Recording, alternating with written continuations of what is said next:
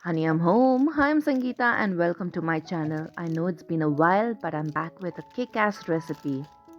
Today we will be making a rich, fudgy, delicious brownie with a glossy paper crinkled top. All this in a blender. You can now whip out the perfect brownie every single time using this recipe. You won't believe how incredibly simple it is to create a shiny crust with a fudgy center. Let's jump right into the recipe.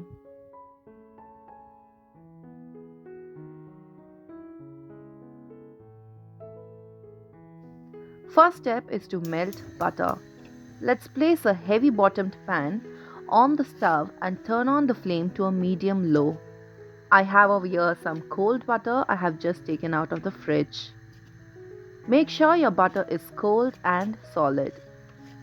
Chop up 120 grams of butter and drop it into the pan. You will have to gradually melt the butter.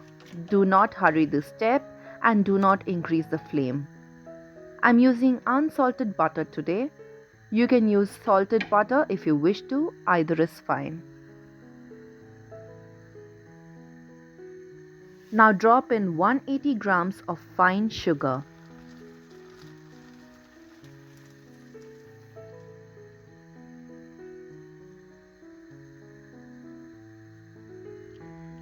Mix the butter and sugar on low flame until all of the butter melts.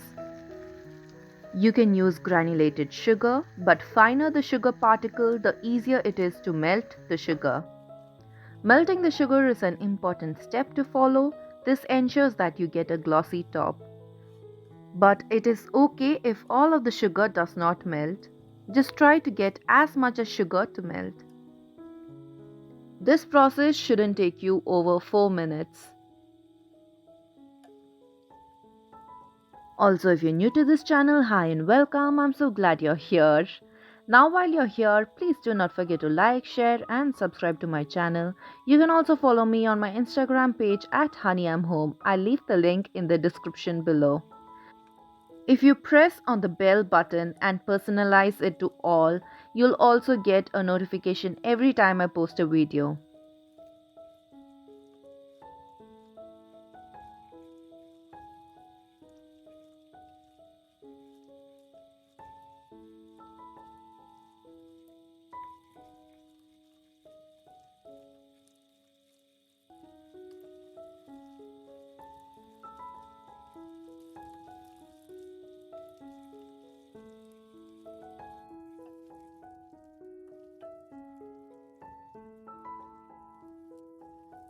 Our sugar butter mixture is ready.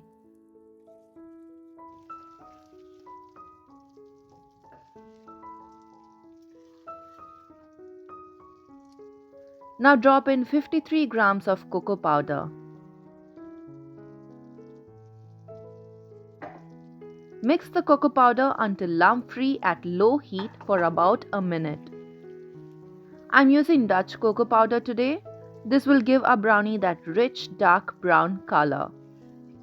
You can use any cocoa powder of your liking. It will still taste just as good.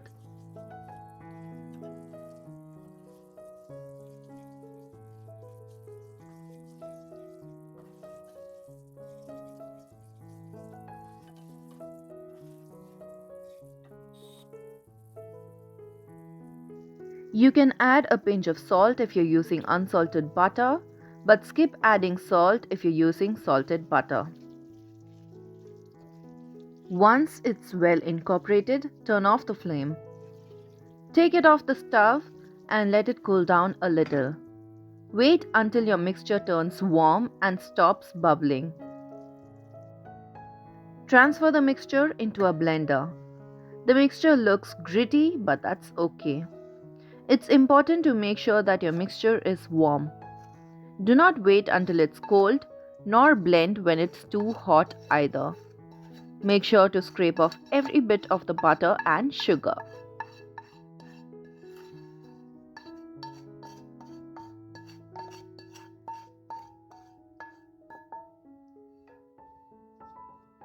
I will not be editing or fast forwarding the part where I run the blender because I want you to get an idea for how long I run it. so that you can see it in real time and not overbeat the mixture. Blend it on low for about 10 seconds. You can see that the mixture is still warm. Now break open an egg. The eggs are kept at a room temperature.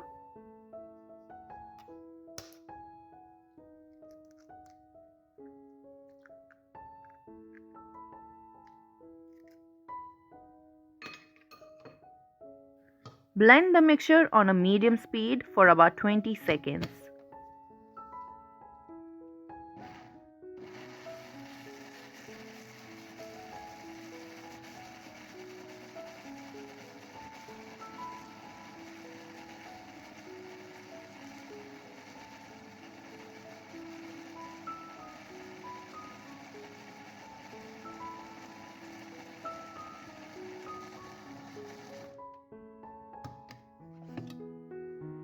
You can see that the mixture is already coming together. It's already very glossy.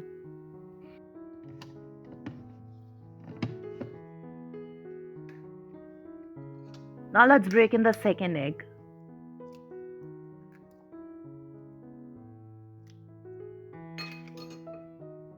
Repeat the process. Blend this in medium speed for another 15 to 20 seconds.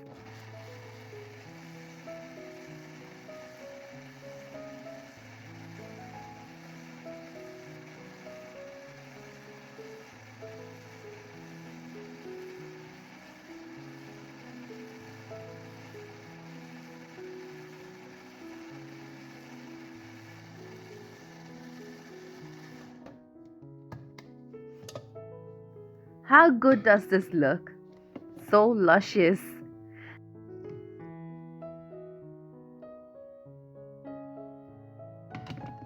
Now drop in 1 teaspoon of vanilla essence followed by half a teaspoon of baking powder.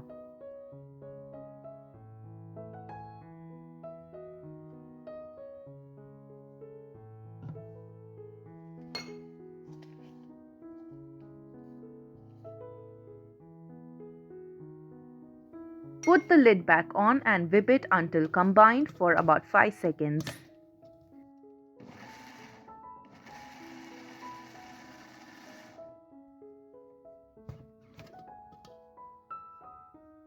Now comes the crucial part. We are going to add 90 grams of all-purpose flour, but drop it in 3 sets. You must keep in mind to not blend the mixture. You will only pulse it. If your mixer grinder does not have a pulse option, then control the speed or do this process by hand. Fold in the flour without overworking it. Please make sure to read the description box for the ingredients as well as tips. 2 to 3 pulse maximum. Drop in the second batch of flour and repeat it.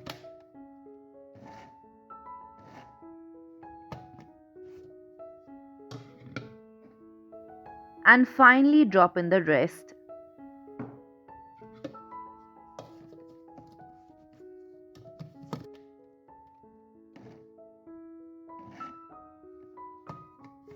Most times all of the flour will get mixed, but sometimes it doesn't. So take a spatula and fold it gently.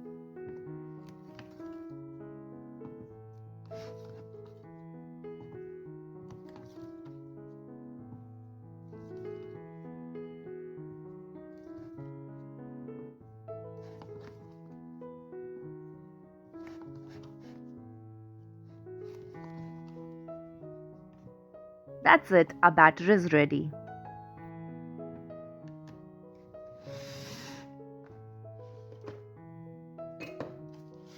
Now it's time to add 170 grams of chocolate. You can use any chocolate. I'm using a mix of milk chocolate, 85% dark chocolate, leftover Easter egg chocolate, and lotus biscuit chocolate. You do not have to be picky, use any or mix of chocolate. Slightly off topic, but you guys have to try the Speculoos chocolate bar by Lotus. It's absolutely delicious. This is how it looks. It's got little grains of Speculoos biscuits that have been crushed into it and it is really good. I've chopped up the chocolates into bits. Now drop this into the batter. Now, because the batter is warm, the chocolate melts right into the batter. This makes sure that we get a fudgy texture.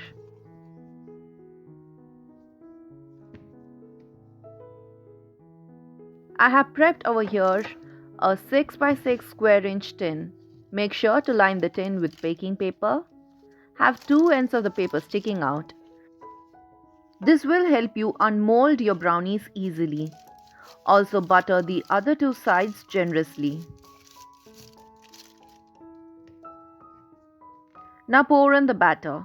You can see that the chocolate chunks have melted. This is why you have to make sure your sugar butter mixture is warm.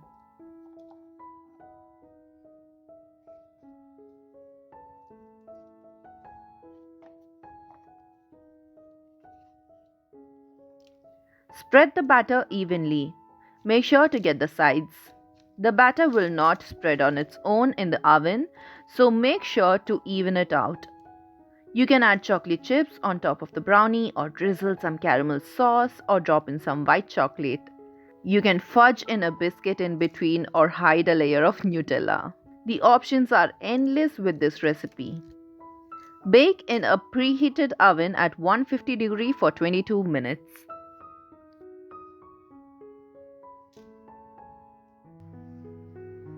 The brownie is out. You can see that the sides have already detached itself. You do not need to run a knife through the edges. Allow this to cool just a little before you can pull it out. The brownie has cooled a little. You can easily pull it out of the tin. Here is a quick tip to test if your brownie is done. Stick in an uncooked spaghetti. This way you won't have a big hole made by a fork or a knife. If the spaghetti comes out coated with batter, bake the brownies for a few more minutes.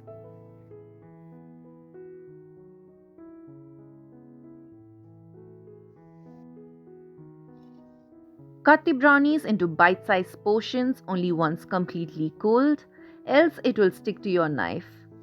You can make clean cuts once it is thoroughly cooled. I still can't get over how glossy and perfect these have turned out. I have a similar brownie recipe using almost the exact same ingredients but with slight variation and not using chocolate. I'll leave the link down below in the comment section. You can also find the pop-up on the top right corner. It's a foolproof recipe loved by so many of you. Do not ask me which one's my favorite because I love them both equally. These are two stunning recipes, but if you found your favorite, I'd like to hear it. How perfect does this look? I'm trying my best to break it into a clean half.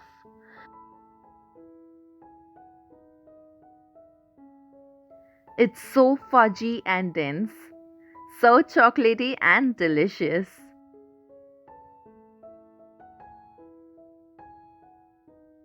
I hope you do get to give this a try.